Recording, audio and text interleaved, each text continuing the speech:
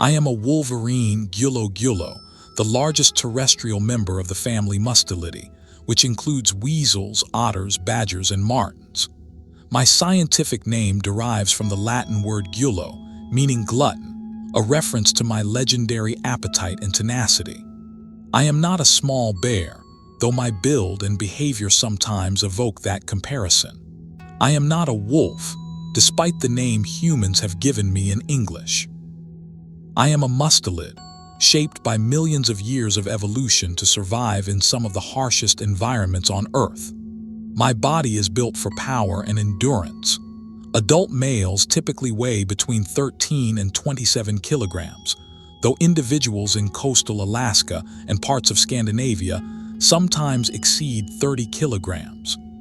Females are smaller, generally ranging from 7 to 19 kilograms. My body length from nose to rump measures roughly 70 to 110 centimeters, and my bushy tail adds another 17 to 26 centimeters. I stand low to the ground, about 30 to 45 centimeters at the shoulder, giving me a compact, muscular profile well suited to traveling through deep snow and scrambling over rocky terrain. My fur is dense and hydrophobic, an essential adaptation for life in cold climates. The outer guard hairs are long and coarse, shedding water and snow effectively, while the underlayer consists of fine, insulating underfur. My coloration ranges from dark brown to nearly black, with a distinctive pale band running from each shoulder along my flanks and meeting over my rump, forming a saddle-like pattern. This lighter band can be yellowish, buff, or even pale orange, and its exact hue and width vary individually and geographically. Some populations show bolder, more contrasting markings than others. My face often bears lighter patches around the muzzle and forehead, and my small, rounded ears are furred and set back on my broad skull, reducing heat loss. My paws are disproportionately large for my body size, an adaptation that functions much like snowshoes. Each paw measures roughly 10 to 13 centimeters across, distributing my weight over a greater surface area and allowing me to travel across snow that would bog down larger predators. The soles of my feet are furred, providing insulation and traction on ice. My claws are semi-retractile, strong, curved, and sharp, suited for digging, climbing, and gripping frozen carcasses. I am an excellent climber despite my stocky build, capable of ascending trees and cliffs to escape danger, access food, or survey my territory. My skull is massive and robust for my body size, with a pronounced sagittal crest that anchors powerful jaw muscles. My bite force is exceptional among animals of my weight class.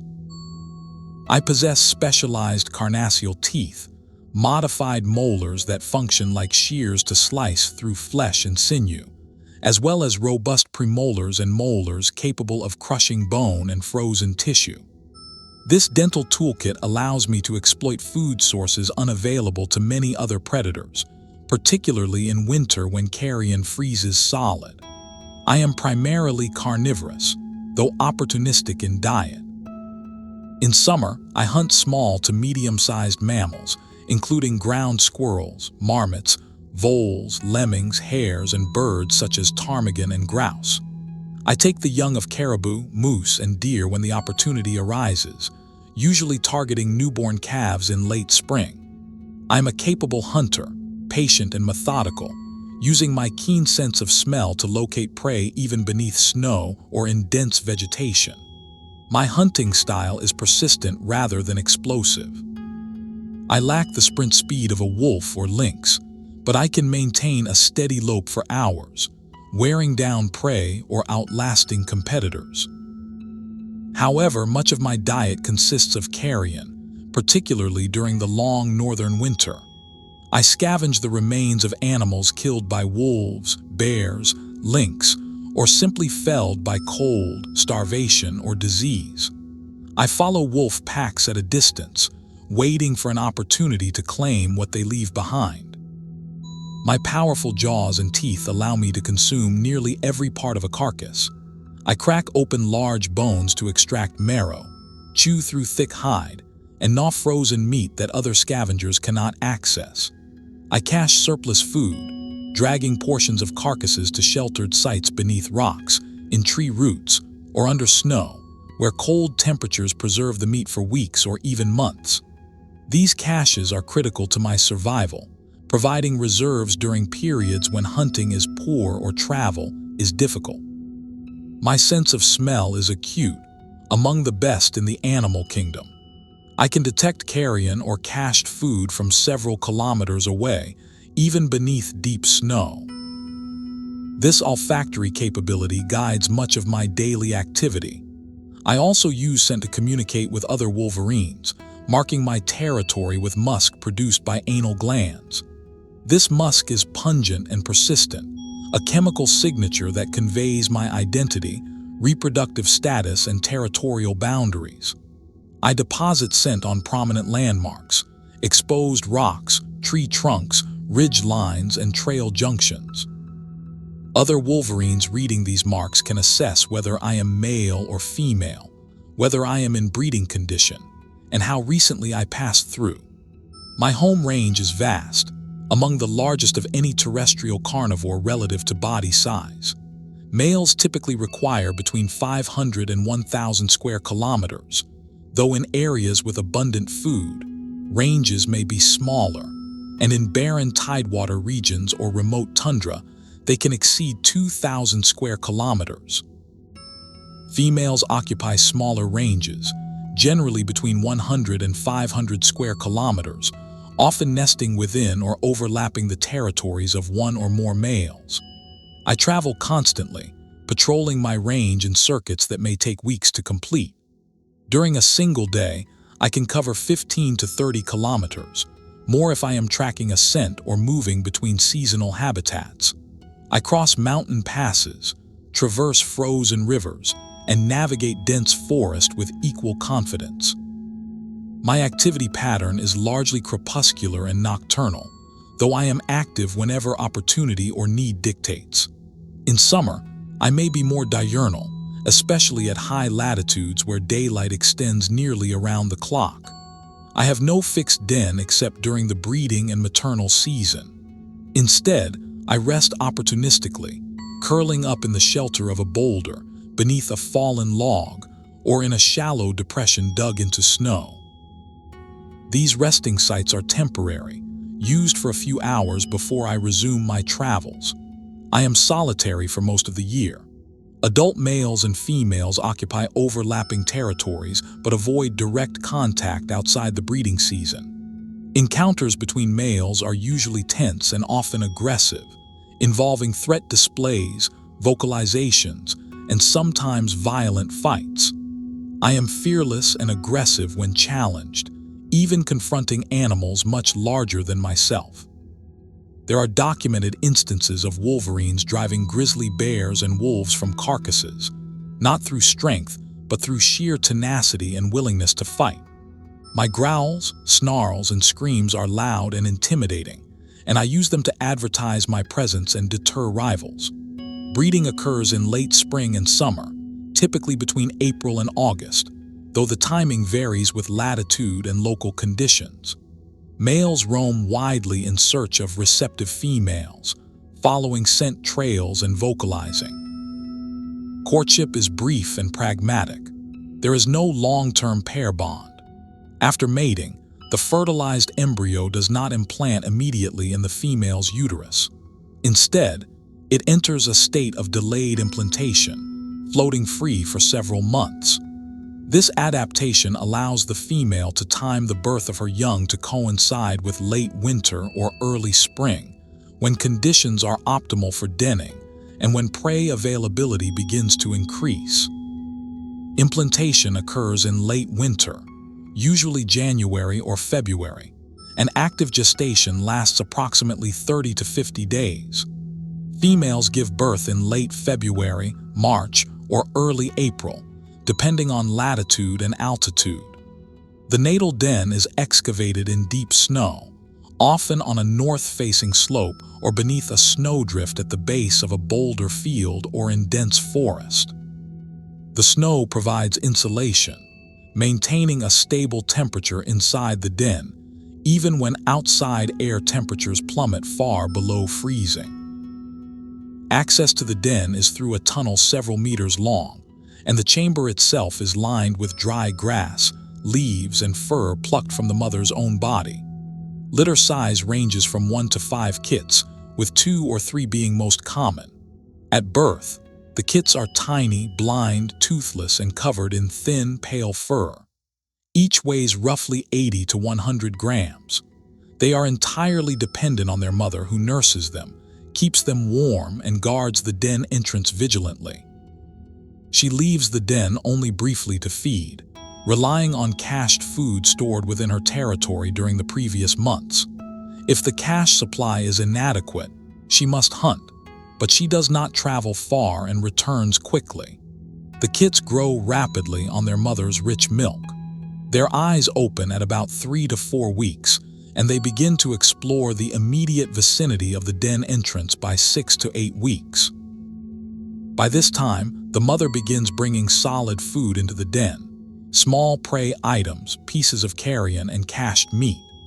The kits begin to teethe and chew, learning the textures and smells of the food that will sustain them for life. In late spring, as snow begins to melt and den conditions deteriorate, the family moves to a series of above-ground rendezvous sites. These are sheltered locations, often among boulders or fallen timber, where the kits can rest while the mother hunts nearby. She transports the kits by carrying them in her mouth if necessary, though as they grow, they follow her on foot. By early summer, the young are mobile and accompany their mother on foraging trips, learning to hunt and scavenge. They watch her dig through snow, overturn rocks, investigate scent trails, and cache food. This period of apprenticeship lasts through the summer and into early autumn. By late autumn, the young Wolverines are approaching adult size and are competent hunters, though not yet fully independent. The family may remain loosely associated through the winter, with the mother tolerating her offspring's presence in her territory. By the following spring, however, as the breeding season approaches, the mother becomes intolerant and the yearlings disperse. Young males often disperse over much greater distances than females, sometimes traveling hundreds of kilometers in search of unoccupied or poorly defended territories. Females may settle closer to their natal area, sometimes inheriting portions of their mother's range. Sexual maturity is typically reached at 2 to 3 years of age, though some individuals may not breed successfully until they are older, especially if competition for territories is intense. Lifespan in the wild is difficult to measure, as Wolverines are elusive and wide-ranging, but radiotelemetry studies and recapture data suggest that individuals can live 7 to 12 years, with some reaching 15 years or more under favorable conditions.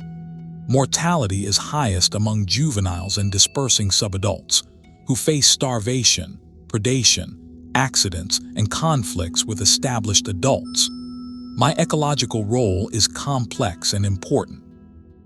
As a scavenger, I recycle nutrients locked in carrion, accelerating decomposition and making resources available to smaller scavengers and decomposer organisms. By caching food and not consuming all of it, I inadvertently provision other animals, including ravens, jays, foxes, and even bears, which sometimes raid my caches. As a predator, I exert selective pressure on prey populations, particularly targeting young, sick, or otherwise vulnerable individuals. My presence in an ecosystem is often an indicator of ecological integrity, as I require large, intact landscapes with abundant prey and minimal human disturbance. I'm also a competitor and occasional prey item.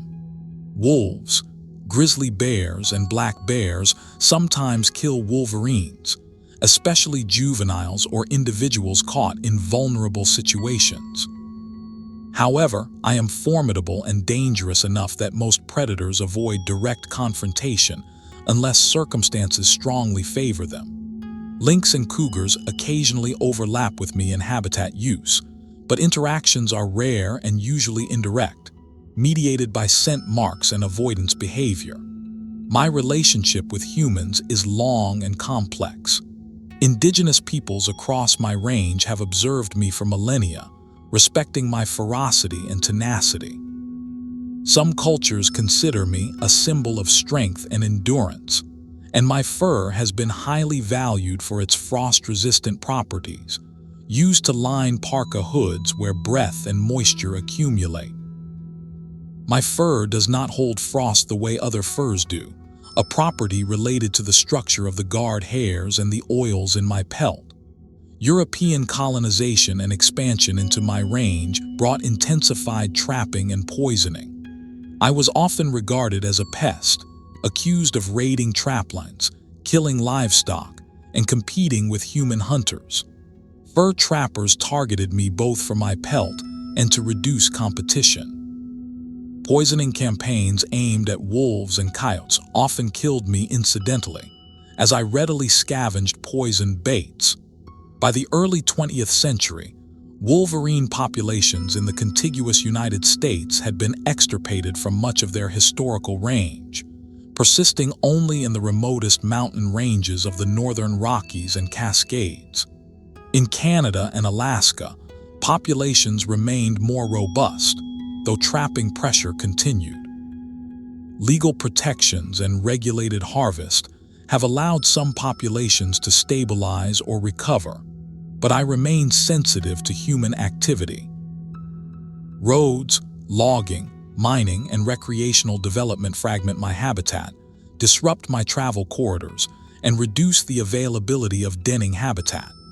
Climate change poses an emerging threat, as I depend on persistent spring snowpack for denning.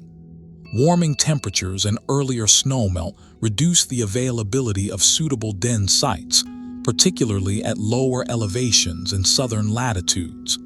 Conservation status varies across my range. In the contiguous United States, I am extremely rare, with fewer than 300 individuals estimated across the northern Rockies and Cascades. In Canada and Alaska, populations are more numerous but still low density. Scandinavia supports a small but increasing population, recovering from near extirpation due to intensive persecution. Russia harbors the largest populations, spread across vast boreal and tundra regions where human impact is minimal. I am classified as least concern globally by the International Union for Conservation of Nature, but specific populations are considered threatened or endangered at national and regional levels. Misconceptions about me are numerous. I am not a mindless killer or a wasteful glutton. My reputation for ferocity is partly deserved, as I will defend food or territory with remarkable aggression. But this is a survival strategy, not bloodlust. I do not kill for sport. I cache surplus food because my environment is harsh and unpredictable, and future meals are never guaranteed. The name glut is misleading. I am opportunistic and efficient, not wasteful. I am also not a solitary hermit incapable of social behavior. While adult Wolverines are generally solitary, mothers are devoted and attentive caregivers, and juveniles engage in play and cooperative exploration with siblings. Males and females interact during breeding, and there is evidence that some males may tolerate the presence of their offspring in their territories longer than once believed. Another misconception is that I am always aggressive toward humans. In fact, I avoid human contact whenever possible. Encounters in the wild are exceedingly rare, as I detect human presence long before humans detect me and simply leave the area. Aggressive encounters are virtually unknown outside of situations where I am cornered, trapped, or defending a food cache. Researchers studying me often spend years in the field without ever seeing me directly, relying instead on tracks, scats, and remote camera traps. On a typical day in late winter, I wake in the early afternoon from a resting site beneath a rocky overhang on a windswept ridge. The temperature is 20 degrees below freezing, and a light wind carries the scent of pine, frozen earth, and something else. The faint, metallic smell of blood. My breath condenses in small clouds. I stretch, arching my back and extending my claws, then shake off the dusting of snow that accumulated on my fur during my rest. I am hungry. It has been nearly 2 days since I fed well, and the last meal was a frozen hare I dug out from beneath a snowdrift, a cache I made weeks ago. The meat was hard and freezer burned, but it filled my stomach enough to keep moving. I descend from the ridge, following a game trail that winds through a forest of spruce and lodgepole pine. The snow here is deep, nearly a meter in places, but my wide paws keep me on the surface, leaving only shallow depressions. I move at a steady pace, nose low, reading the complex olfactory landscape. I detect the trails of snowshoe hares, the musky scent of a red fox that passed hours ago, and the acrid urine mark of a lynx. None of these interest me now. I am following the scent of blood, faint but unmistakable, carried on the wind from somewhere to the northeast. After 2 hours of travel, I crest a low hill and pause, scanning the terrain below. The forest opens into a broad, frozen meadow, and at the far edge, near a cluster of willows, I see ravens. Perhaps a dozen of them, large and black against the white snow, hopping and flapping around something on the ground. Ravens mean food. I watch for a moment, assessing the situation. The birds are agitated, vocalizing loudly, which suggests the food source is substantial and perhaps contested. I do not see wolves, but that does not mean they are absent. I proceed cautiously. As I approach, the ravens scatter, lifting into the air with harsh, croaking calls. Some land in nearby trees, watching me. On the ground lies the carcass of a cow elk, a mature female. She is recently dead, perhaps within the last day. Her hindquarters have been opened, ribs exposed, and much of the viscera removed. This is wolf work. I circle the carcass, nose twitching, reading the scents. 4 or 5 wolves, all adults, fed here within the past 12 hours. They are gone now, likely resting somewhere in the forest or already traveling to another part of their territory. I approach the carcass and begin to feed. The meat is frozen on the surface but still somewhat pliable beneath. I gnaw at the exposed flesh, using my carnassial teeth to shear off strips. The ribs are already cracked by the wolves, and I work my way deeper, seeking the nutrient-rich organs and bone marrow. I am aware of my surroundings, pausing frequently to lift my head and scan for danger. A wolf pack could return at any moment, and while I am willing to fight, I prefer to avoid unnecessary conflict. After feeding for nearly an hour, consuming perhaps 2 kilograms of meat, I decide to cache a portion of the carcass. The elk is too large for me to move entirely, but I can take a substantial piece. I bite into the shoulder, bracing my hind legs, and pull with all my strength. The frozen joint resists, but I persist, twisting and tearing until the limb separates at the scapula.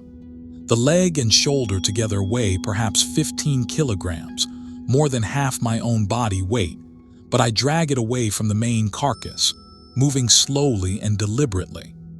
I drag the leg across the meadow and into the forest, choosing a route that offers cover and reduces the chance of being followed. After traveling nearly a kilometer, I find a suitable cache site, a dense thicket of young spruce growing at the base of a large boulder. I dig into the snow, excavating a pit nearly a meter deep, then maneuver the leg into the hole. I cover it with snow, packing it down with my paws and nose, then urinate on the site and leave a scent mark from my anal glands.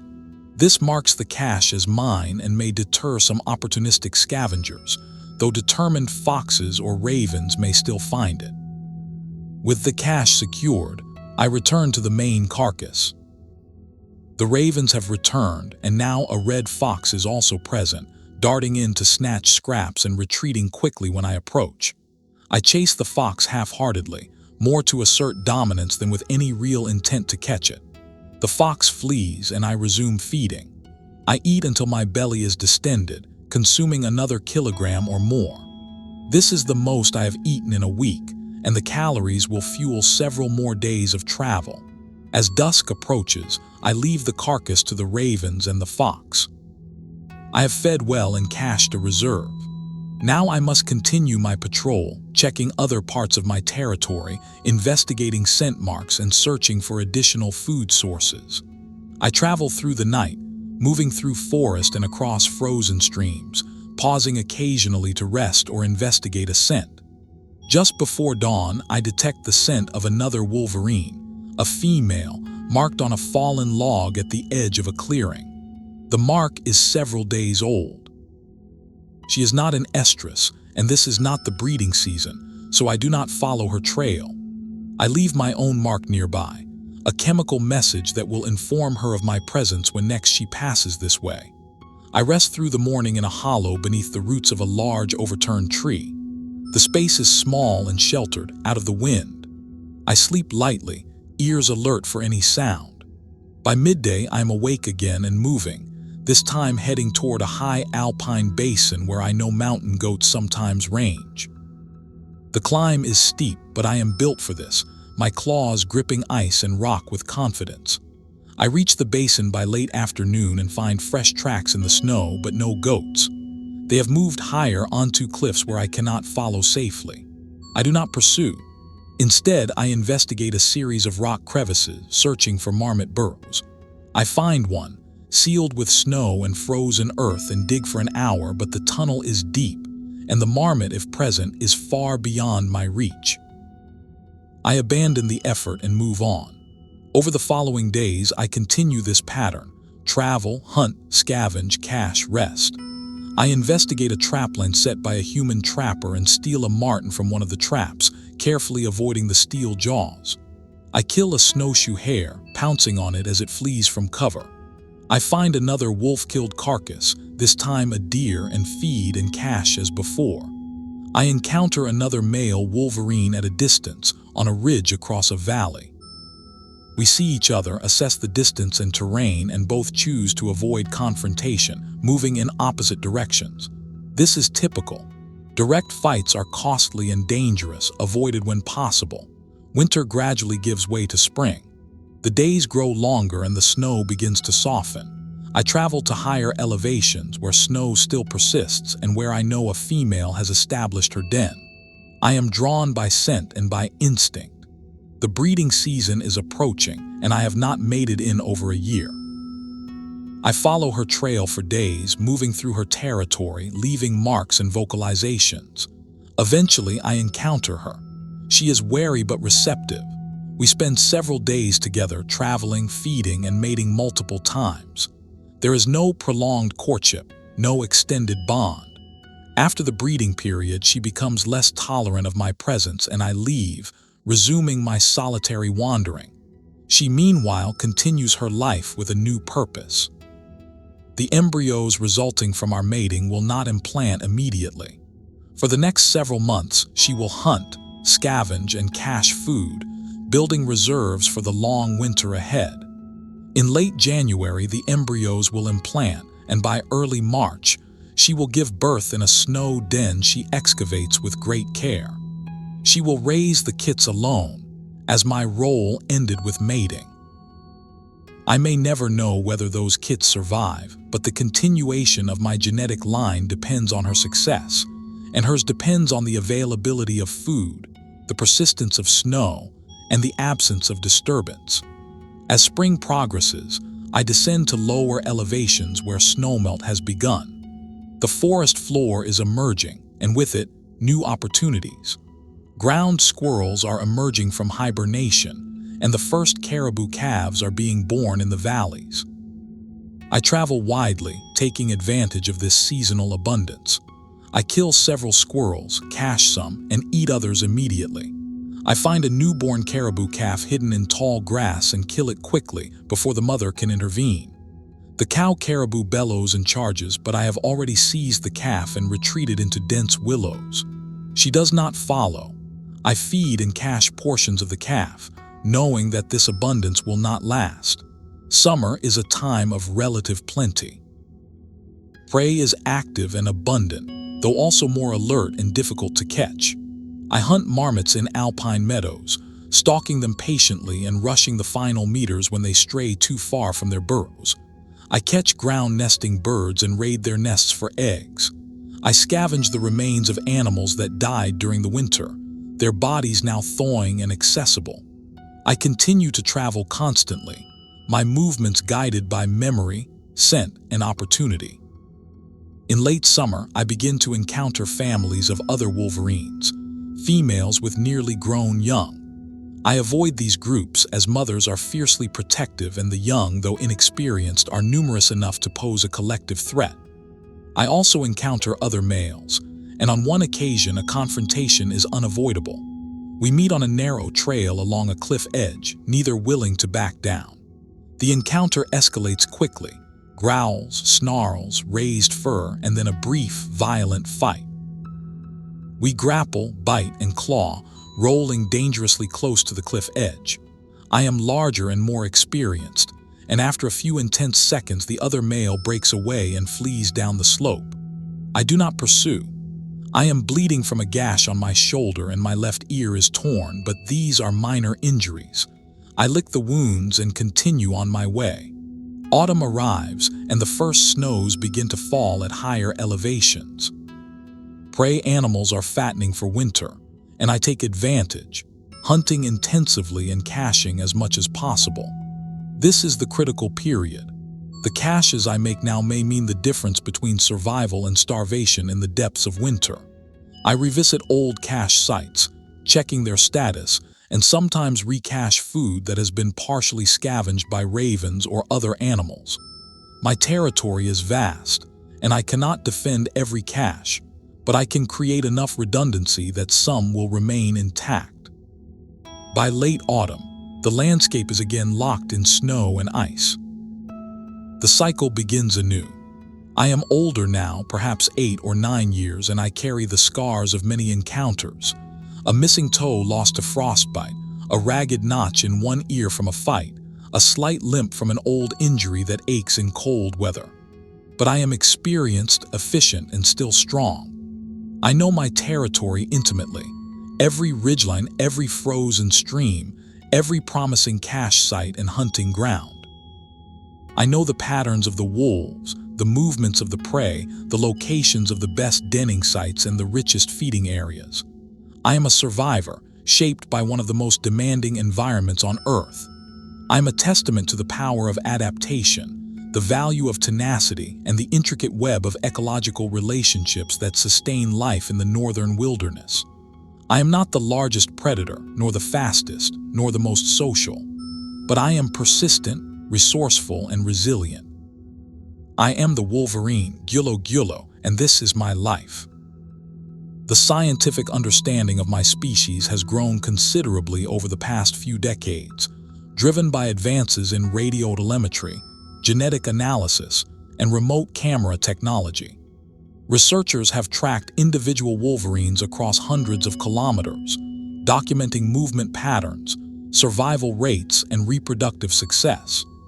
Genetic studies have revealed population structure, connectivity between populations, and the impacts of habitat fragmentation. These findings have important implications for conservation, informing management decisions and recovery efforts. One major area of research concerns my relationship with snow. I am considered a snow-obligate species, meaning that my life history is intimately tied to the presence of persistent spring snowpack. Maternal dens require deep, stable snow that persists into late spring, providing insulation and protection for vulnerable kits. Studies using snow models and climate projections have shown that suitable denning habitat is likely to decrease significantly over the next century due to climate warming, particularly at the southern edge of my range. This has prompted efforts to list certain populations as threatened or endangered under national wildlife protection laws. Another focus of research is my role as a scavenger, and the implications for ecosystem function. Wolverines are increasingly recognized as important components of carrion-based food webs, particularly in systems where large predators like wolves and bears create abundant carcasses. My ability to access and cache carrion makes me a key link in nutrient cycling, and my presence can influence the distribution and behavior of other scavengers. Some researchers have suggested that wolverine population trends may serve as indicators of broader ecosystem health, reflecting the abundance of prey, the presence of apex predators, and the extent of human disturbance. My foraging behavior has also been studied intensively.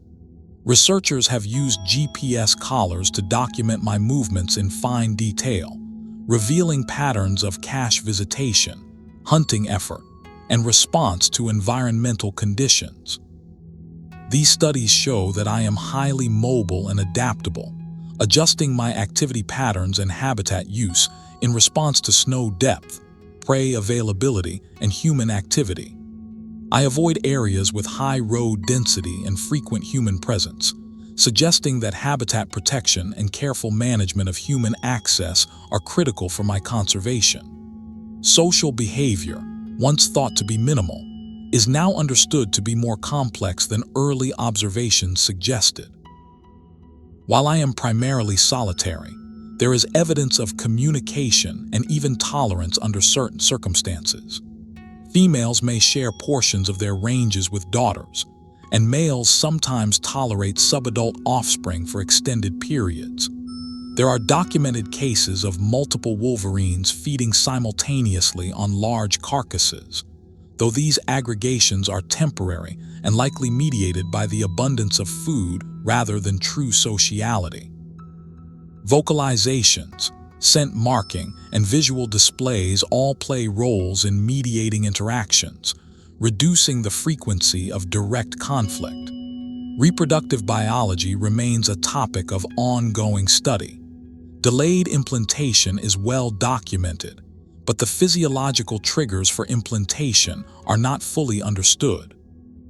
It is believed that photoperiod, nutritional state, and possibly temperature cues interact to regulate the timing of implantation, ensuring that kits are born when conditions are optimal.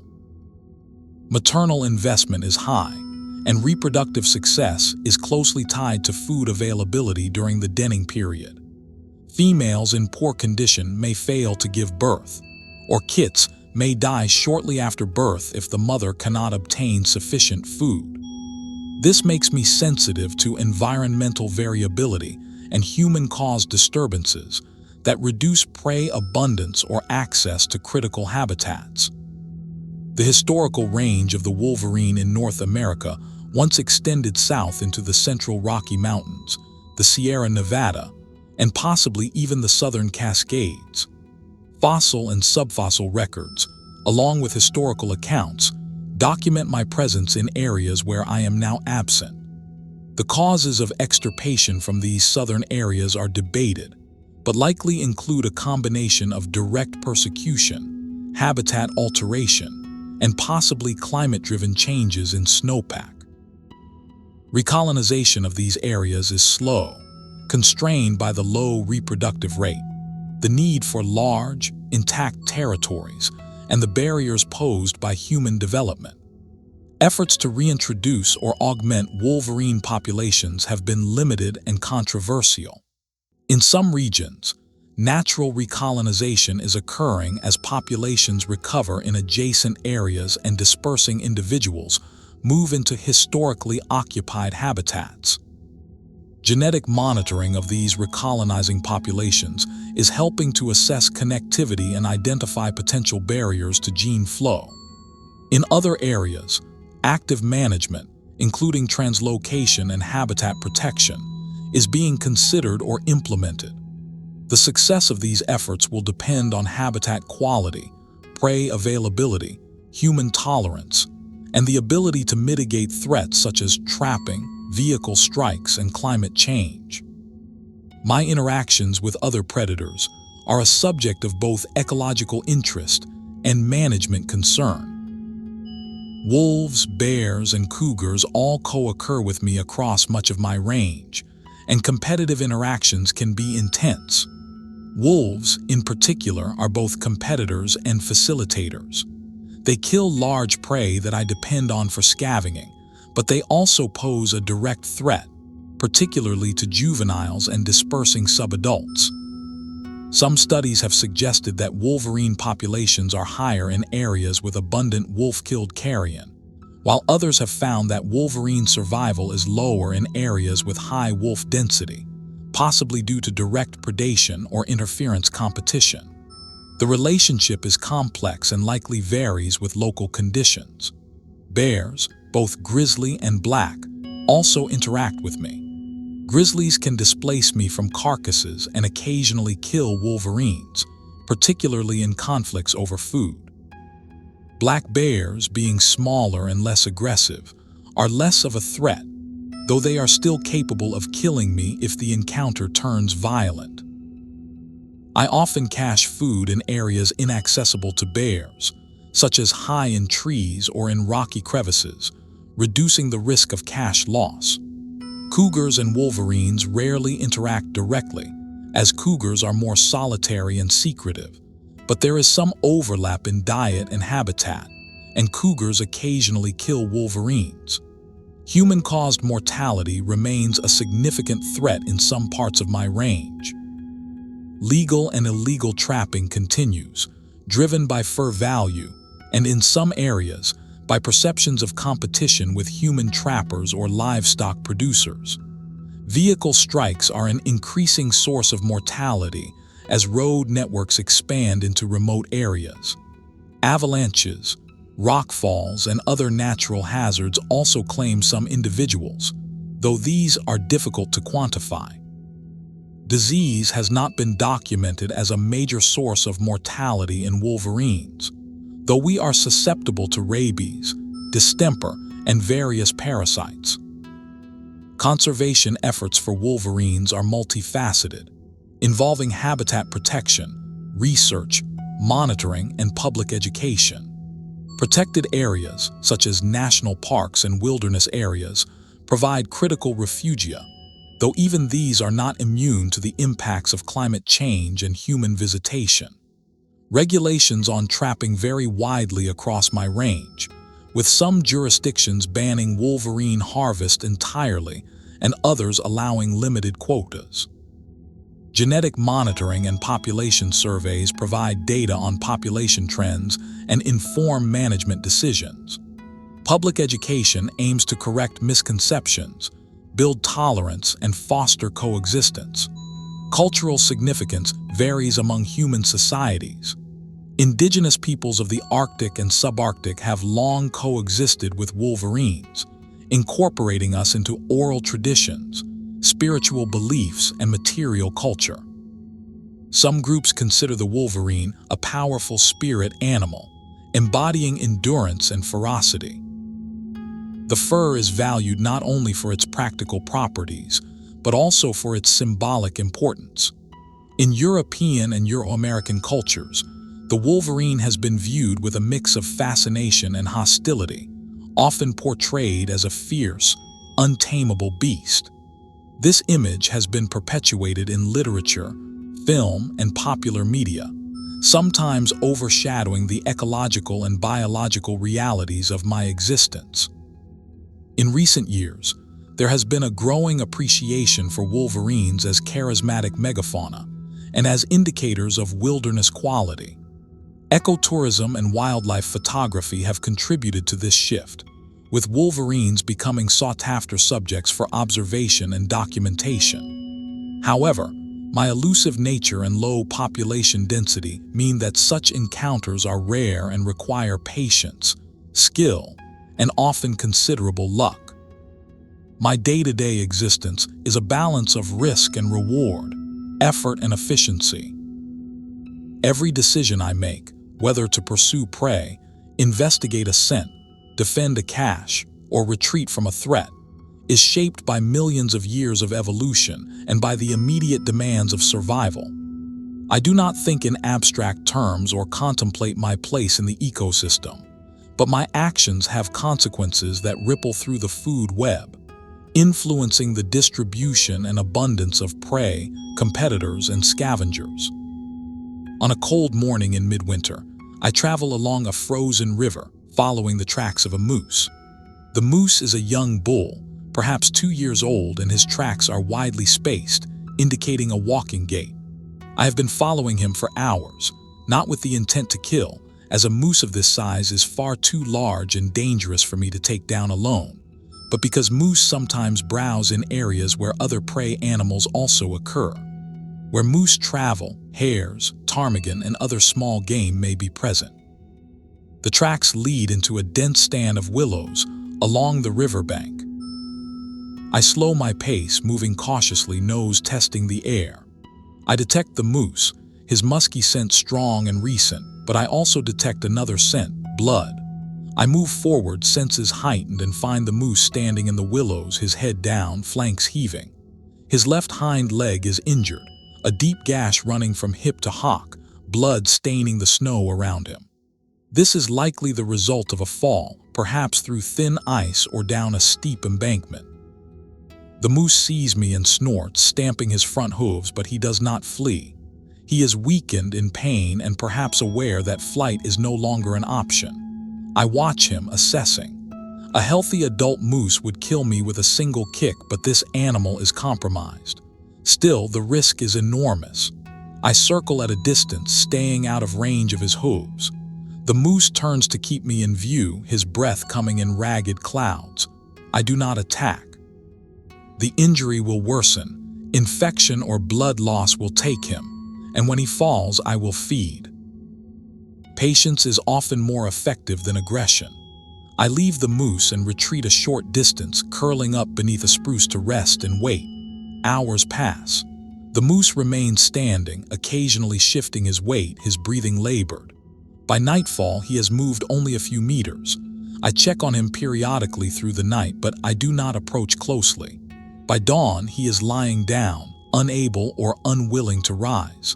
I wait another hour, then approach cautiously. The moose lifts his head weakly but does not attempt to stand. I move closer, testing his response. He does not react. I bite at his hindquarters, the injured leg, and he kicks feebly, but there is no real force behind it. Over the next hour, I feed on the exposed wound, the moose too weak to resist effectively. Eventually, blood loss and shock take him and he dies. I have killed him, not through a dramatic battle, but through patience and opportunism. This moose will feed me for weeks.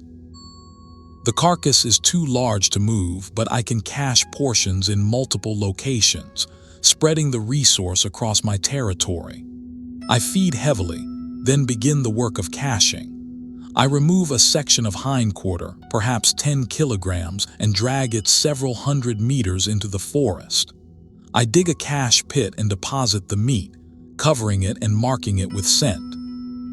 I repeat this process multiple times over the following days, each time taking a portion of the carcass and caching it in a different location. This strategy reduces the risk that a single scavenger or predator will consume all of my food. Even if wolves or bears find and claim the main carcass, I will have reserves scattered across the landscape. The work is exhausting, but it is essential. Winter is long, and opportunities like this are rare. I cannot afford to waste any part of the moose. I chew through hide, crack bones, consume organs, and even gnaw on the hooves. The ravens watch me constantly, waiting for a chance to feed. I tolerate them as they pose no real threat, and their presence sometimes alerts me to the approach of larger competitors. Over the following weeks, I revisit the moose carcass and the caches repeatedly, feeding and recaching as needed. The main carcass is eventually found by wolves, who feed heavily and scatter the remains. I do not confront them. I have already secured the majority of the resource, and challenging a wolf pack would be suicidal. I continue my travels, checking other parts of my territory, hunting small prey and investigating scent marks.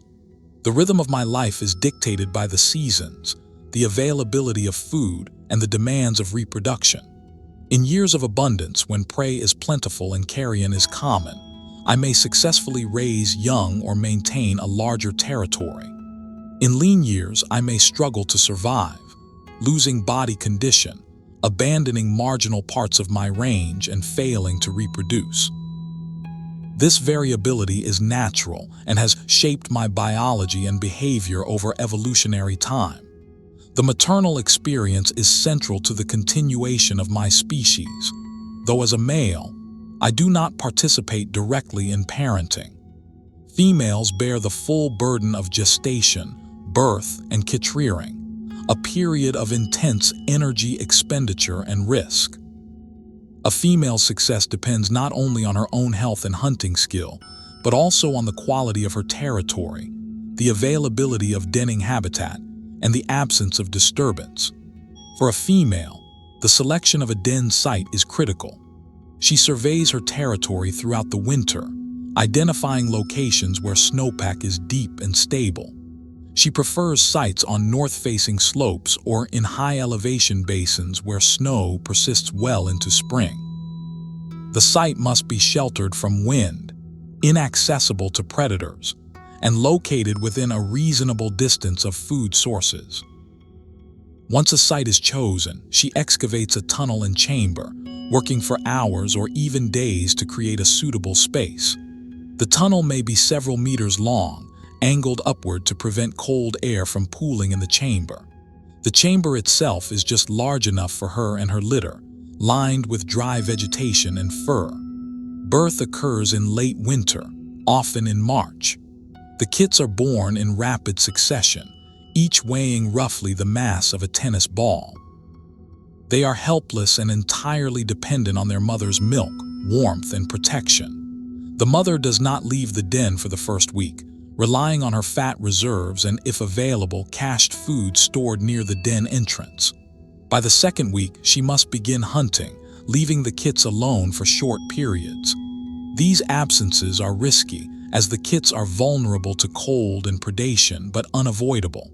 The kits grow quickly, their eyes opening by the fourth week. By 6 weeks, they are mobile and begin to explore the den entrance, their curiosity balanced by innate caution. The mother brings small prey items into the den, and the kits learn to chew and manipulate solid food. Play behavior emerges: wrestling, pouncing, and mock fighting, all of which develop motor skills and social coordination. By early summer, the den becomes unsuitable as temperatures rise and snow melts, causing the tunnel to collapse or flood. The family moves to a series of above-ground rendezvous sites, often among boulders or dense vegetation. The kits follow the mother on foraging trips, learning by observation and imitation. They watch her hunt, stalk, dig, and cache, gradually acquiring the skills they will need to survive independently. The mother is patient but firm, correcting them when they are too loud or too bold and protecting them from threats. As summer progresses, the kits grow rapidly, their coats darkening and their bodies filling out. By autumn, they are nearly adult-sized and capable hunters, though still inexperienced.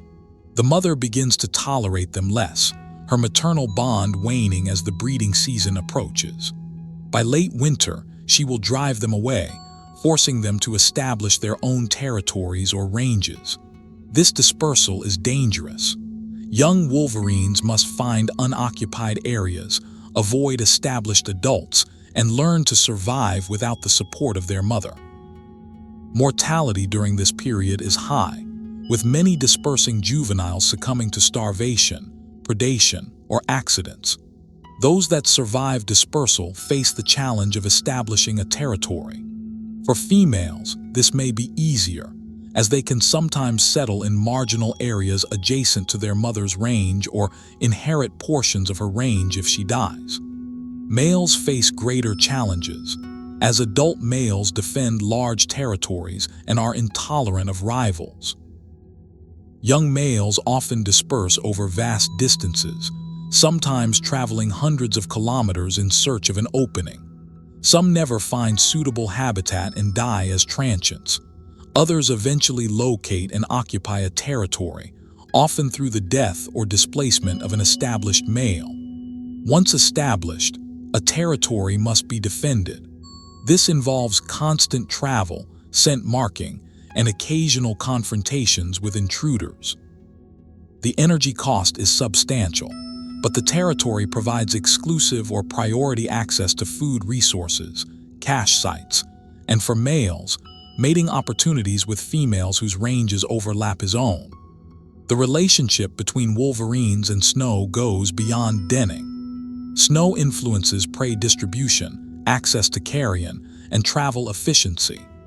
Deep, soft snow restricts the movements of ungulates and other prey, making them more vulnerable to predation or starvation. Hard, crusted snow allows wolverines to travel efficiently across the surface, while many prey species break through and struggle. Wolverines are often seen traveling along ridgelines and windswept areas where snow is shallower or crusted, conserving energy and maximizing speed. My feet are remarkable structures, adapted not just for snow travel but also for climbing and digging. The pads are large and furry, providing both insulation and traction. The toes can splay wide, increasing surface area. The claws are semi-retractile, meaning I can extend them fully for digging or climbing, or partially retract them for running. This flexibility is rare among carnivores and gives me versatility across varied terrain. Climbing is a skill I use regularly.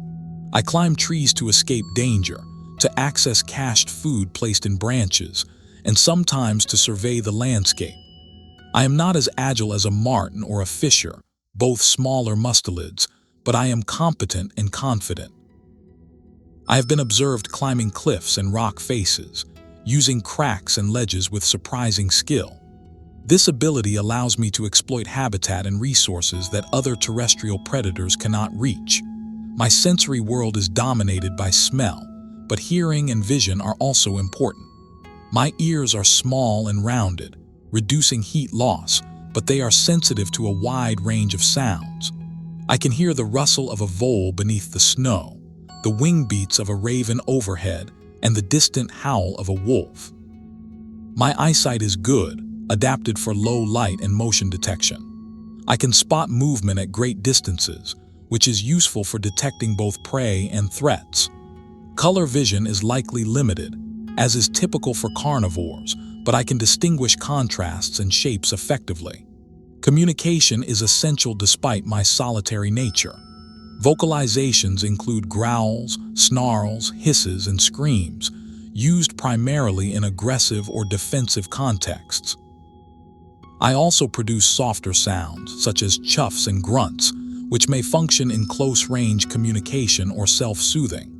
Scent marking is the primary long-distance communication method, conveying information about identity, sex, reproductive status, and territorial boundaries. Visual signals such as body postures and facial expressions are used during direct encounters, though these are rare.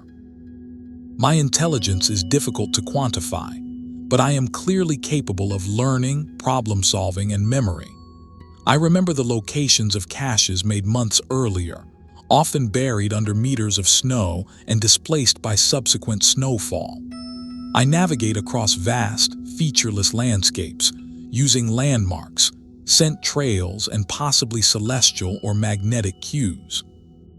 I adjust my behavior in response to experience, avoiding traplines after an encounter, altering my travel routes in response to human activity, and modifying my hunting tactics based on prey behavior. There is evidence that some wolverines learn to associate humans with food, either through scavenging garbage, raiding traplines, or consuming livestock. These individuals become more bold and more likely to come into conflict with humans. Management of such animals is challenging, as they are often difficult to capture or relocate, and lethal removal is controversial. Prevention, through secure food storage and careful management of attractants, is generally more effective. The intersection of wolverine ecology and human activity is increasingly important as human footprints expand into remote areas. Roads, pipelines, mines, ski resorts, and other developments fragment habitat, create barriers to movement, and introduce sources of disturbance and mortality. Wolverines avoid areas with high levels of human activity, which can result in de facto habitat loss even in areas that remain physically intact. Effective conservation requires not only protecting habitat, but also managing human access and minimizing disturbance. Climate change is perhaps the most significant long-term threat. Projections indicate that spring snowpack will decline across much of my range over the coming decades, reducing the availability of suitable denning habitat. In some areas, denning habitat may disappear entirely, making reproduction impossible. Even where snow persists, changes in timing, depth, and stability may reduce den quality and increase kit mortality. Additionally, climate change may alter prey distributions, vegetation communities, and the dynamics of predator-prey interactions, with cascading effects on wolverine populations. Adaptation to climate change is limited by my biology. I cannot easily shift my reproductive strategy to accommodate reduced snowpack, nor can I quickly evolve tolerance for warmer temperatures. My best hope lies in the preservation of high elevation and high latitude habitats where snow is most likely to persist, and in the maintenance of connectivity between populations, allowing for genetic exchange and range shifts. Research continues to refine our understanding of wolverine ecology and inform conservation strategies. New technologies, such as GPS collars with accelerometers, provide unprecedented detail on behavior and energy expenditure. Genetic tools allow researchers to estimate population sizes, assess relatedness, and track dispersal. Remote cameras document presence and behavior in areas too remote for direct observation. Citizen science programs engage the public in reporting sightings, collecting scats for genetic analysis, and monitoring habitat. The future of wolverines is uncertain. In some parts of my range, populations are stable or increasing, supported by effective protection and abundant prey. In other areas, populations are declining, squeezed by habitat loss, climate change, and human intolerance. The trajectory will depend on human choices, whether to prioritize conservation, manage development sustainably, mitigate climate change, and coexist with predators. For now, I persist. I am still here, traveling the ridgelines and forests of the north, hunting and scavenging, caching and defending, mating and raising young.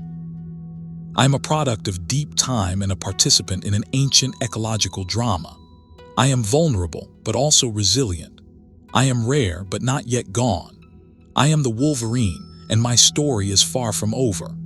The intricacies of my interactions with the environment extend to the microscopic level. My gut microbiome, the community of bacteria and other microorganisms that inhabit my digestive tract, plays a critical role in processing the wide variety of foods I consume.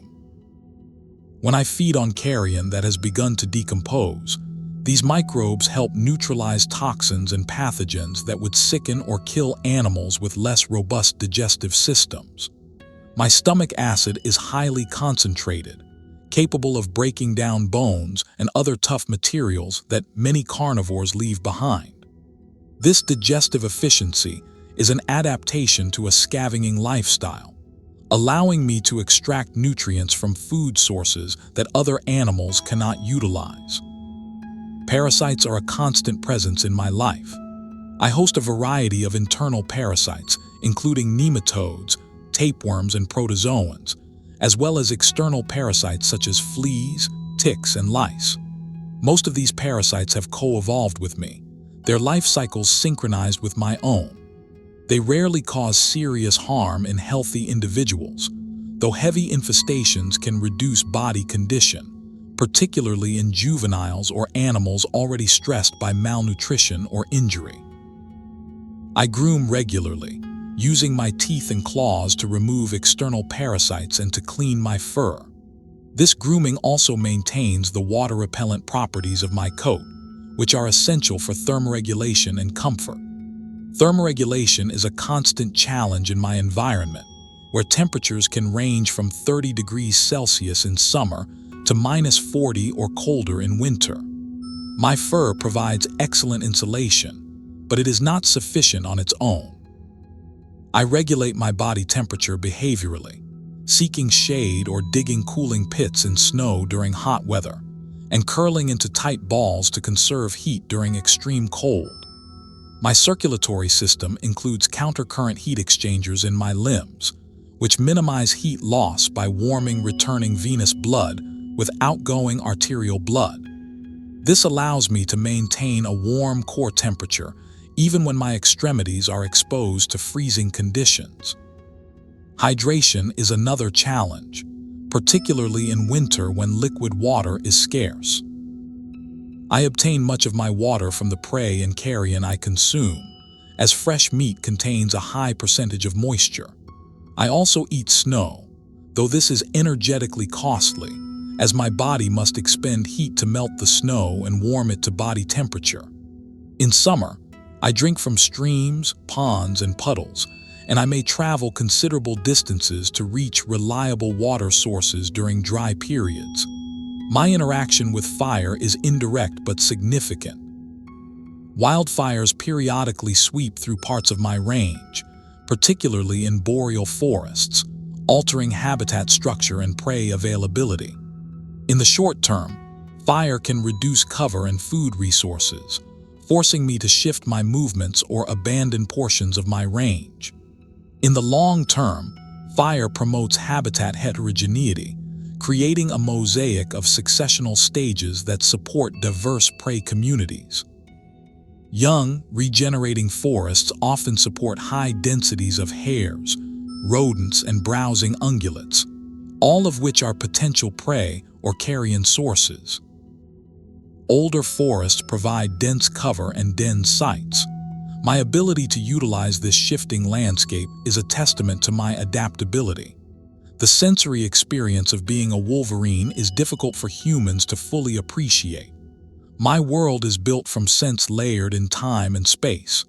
The sharp tang of fresh urine, the earthy musk of a competitor, the metallic sweetness of blood, the sour rot of old carrion.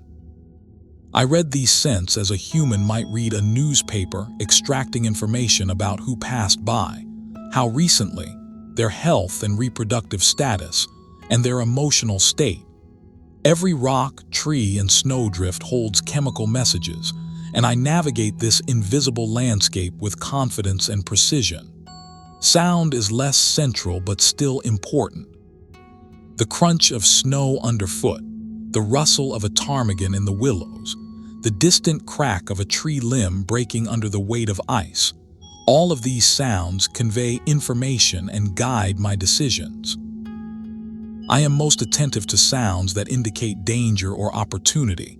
The howl of wolves, the grunt of a bear, the alarm call of a jay. Silence, too, is meaningful. An absence of birdsong may indicate a predator nearby. Stillness in the forest prompts caution. Vision adds another layer. Movement catches my eye instantly, even at great distances. I watch for the flick of an ear, the twitch of a tail, the shift of a shadow. My visual field is wide, allowing me to monitor my surroundings without constant head turning. Depth perception is good at close range, essential for climbing and navigating complex terrain. At night, my vision is enhanced by a reflective layer behind the retina, the tapetum lucidum, which amplifies available light. This gives my eyes a characteristic glow when illuminated by flashlight or moonlight, though I rarely encounter such light sources in the wild. Touch is mediated by whiskers and by the sensitive pads of my paws. My whiskers extend beyond the width of my body, helping me gauge openings and navigate in darkness or dense cover. My paw pads are rich in nerve endings, allowing me to detect texture, temperature, and vibration. This sensitivity is particularly useful when traveling on ice or probing snow for hidden prey. The emotional dimension of my existence is speculative, as internal states cannot be directly measured in animals. However, behavioral observations suggest that I experience something akin to stress, fear, satisfaction, and frustration. When I am pursuing prey, my movements are focused and intense, suggesting a state of heightened arousal. When I am feeding on a large carcass, my posture is relaxed, my movements unhurried. When I am confronted by a larger predator, I display behaviors consistent with fear and defensive aggression. Flattened ears, raised fur, retreat if possible, and attack if cornered. These responses are adaptive, shaped by natural selection to promote survival and reproduction. Social bonds, though limited in adults, are clearly present between mothers and kits. Mothers show attentiveness, protectiveness, and even apparent distress when separated from their young. Kits vocalize persistently when alone, and mothers respond quickly to these calls. Play behavior among siblings suggests a capacity for enjoyment or at least for engagement beyond immediate survival needs. Whether these behaviors are accompanied by subjective experiences akin to human emotions remains unknown, but they serve clear functional roles in learning, bonding, and development. The concept of territory is central to my social organization. But what does a territory mean to me? It is not a fixed boundary line, but rather a dynamic, contested space defined by scent marks, memory, and periodic patrols. I do not think of it as mine in a legal or abstract sense, but I behave as though it is, defending it against intruders and investing energy in maintaining my presence across its expanse. The size and quality of my territory directly influence my survival and reproductive success, creating strong selection pressure for effective territorial behavior. The overlap between male and female territories creates opportunities for mating, but also potential for conflict. Males must balance the benefits of access to multiple females with the costs of defending a large area. Females must balance the need for exclusive access to resources with the tolerance of male presence during the breeding season. These tensions are resolved through a combination of avoidance, scent communication, and when necessary, direct aggression. Dispersal is one of the most dangerous periods in a wolverine's life. Young animals leaving their natal range must navigate unfamiliar terrain, avoid established adults, locate food without the benefit of known cache sites, and do so while inexperienced and often in poor condition. Some dispersing wolverines travel in relatively straight lines, covering hundreds of kilometers in a matter of weeks, as though driven by an urgent need to find unoccupied space. Others move more slowly, exploring potential settling areas and testing the responses of residents. Mortality during dispersal can exceed 50%, a sobering reminder of the challenges inherent in my life history. Those that successfully establish territories face a new set of challenges: maintaining body condition, defending against rivals, and, for females, successfully reproducing. Reproductive success varies widely among individuals and years. Some females raise litters successfully year after year, while others fail repeatedly due to poor habitat, insufficient food, or disturbance. Males that hold high-quality territories overlapping multiple female ranges sire more offspring than those in marginal areas, creating strong reproductive skew. This variation in reproductive success drives the evolutionary dynamics of the population. Traits that enhance survival, territory acquisition, and reproductive output are favored by natural selection. Over generations, these traits become more common, shaping the characteristics of the population. However, environmental change, particularly rapid human-induced change, can disrupt these dynamics, favoring traits that may be maladaptive in the long term or eliminating individuals before they can reproduce.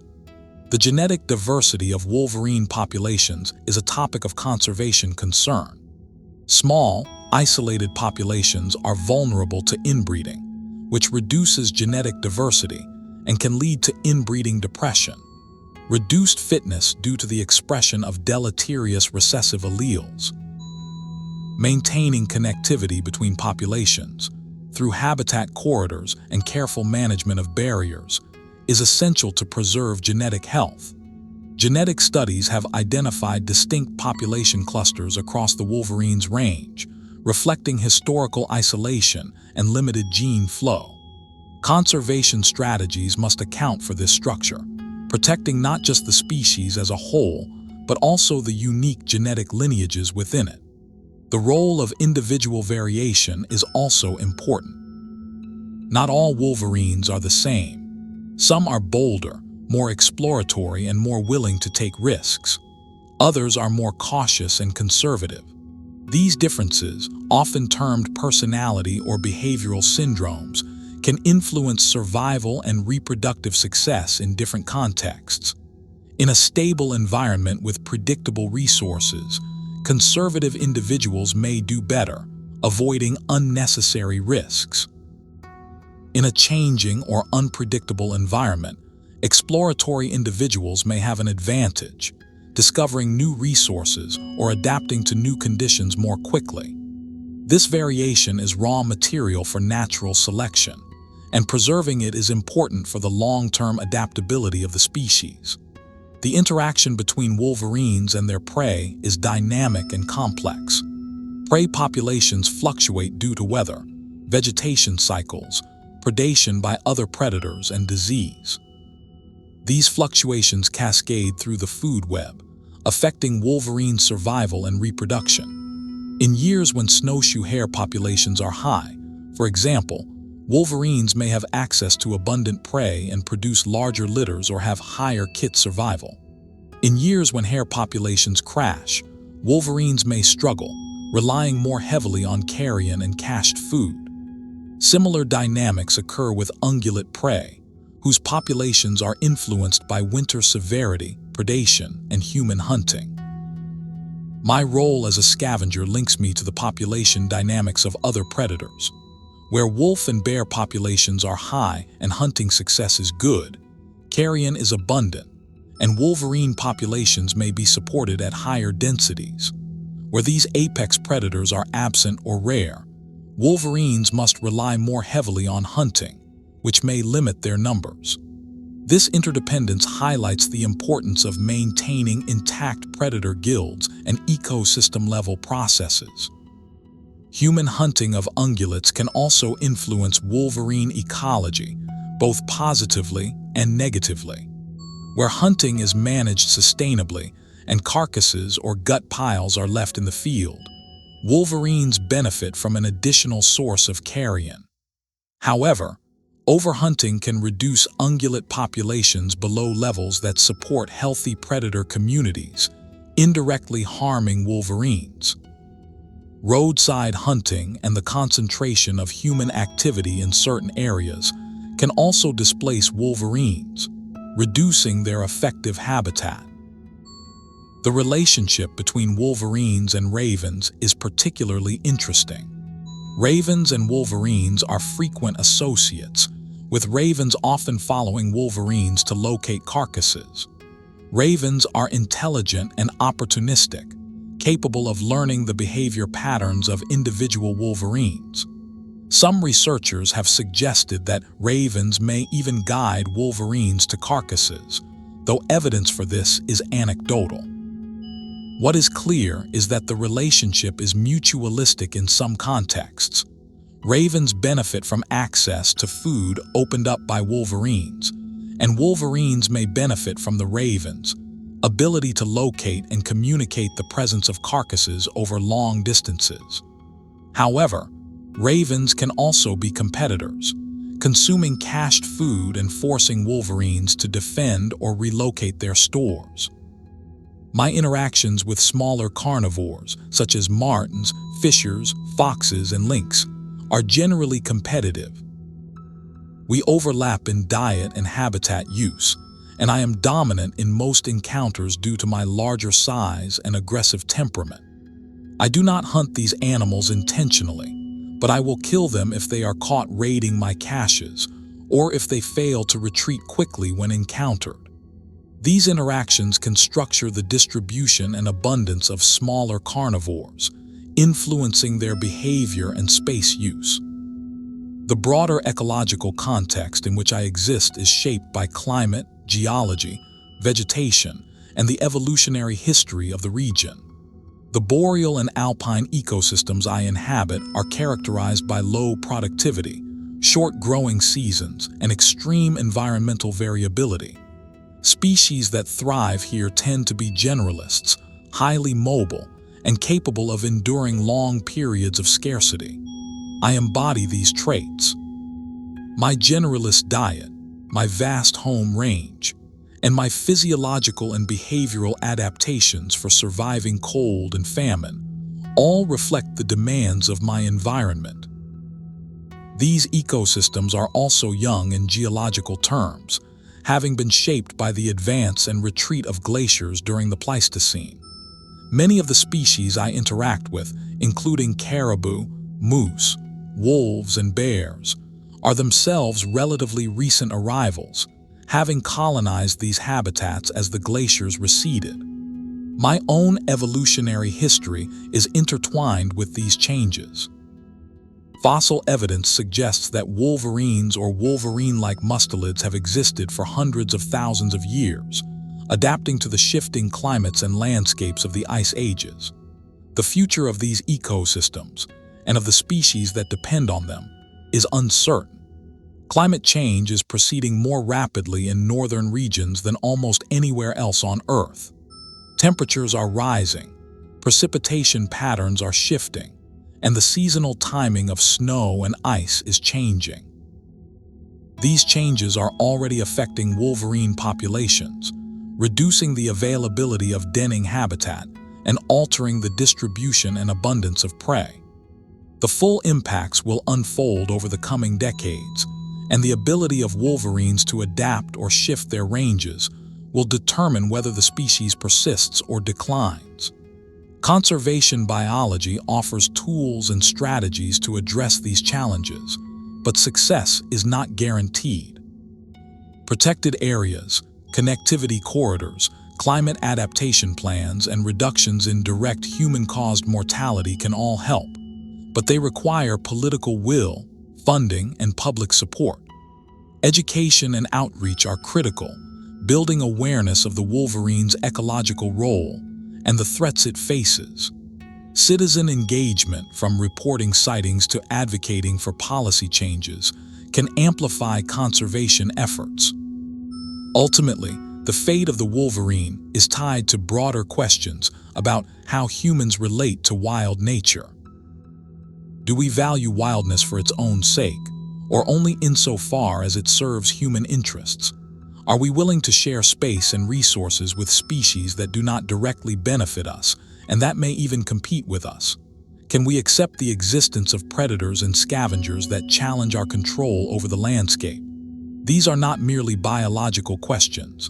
They are ethical, cultural, and political. For me, these questions are irrelevant. I do not reflect on my existence or my future. I simply live, driven by instinct, shaped by evolution, responding to the immediate demands of hunger, cold, danger, and opportunity.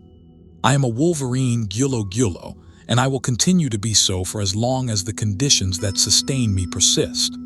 On a bright, cold morning in early spring, I stand on a high ridge, looking out over a landscape of snow-covered peaks and frozen valleys. The sun is rising, casting long shadows across the snow. The air is still and clear, and I can see for many kilometers in every direction. Somewhere below, a wolf howls and the sound carries across the silence, echoing off the cliffs. I do not respond. I am alone, as I almost always am, and the wolf's howl is not a threat or a summons, merely a statement of presence. I turn and begin to descend the ridge, moving toward a distant valley where I cached meat several weeks ago. The snow crunches beneath my paws and my breath clouds the air. I am hungry, but not desperately so. I am healthy and strong, and my territory is secure. The breeding season is approaching, and soon I will seek out the female whose range overlaps mine. For now, I travel, I hunt, I scavenge and I survive. This is my life, shaped by millions of years of evolution, played out across one of the wildest landscapes left on Earth. I am the Wolverine, and this is my world.